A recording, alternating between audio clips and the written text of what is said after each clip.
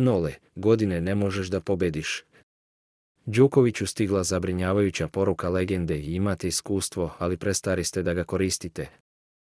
Legendarni teniser Jimmy Connors jedan je od onih koji zabrinut nakon lošeg starta sezone Novaka Đokovića. Srpski teniser, iako je i dalje prvi na svetu i ostaće barem do sredine aprila na tom mestu, nije igrao dobro na Australian Openu gdje je poražen u polufinalu od Jannika Sinnera, kao ni u Indian Wellsu na Mastersu koji je osvajao 5 puta, ali na kojem nije igrao 5 prethodnih godina.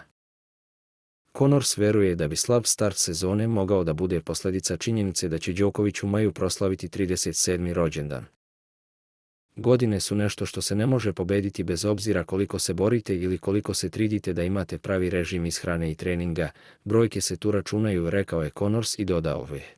Kada igrate sa momcima koji su i po 15 godina mlađi od vas, iskustvo je velika stvar.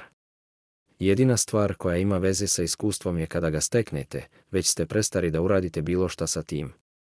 Dođite do tačke kada su ti dečaci jednostavno jači i kada su spremni da ostanu tu na vrhu.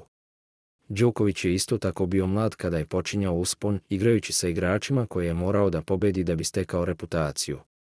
Jasno je da sada teško zaključio je Amerikanac.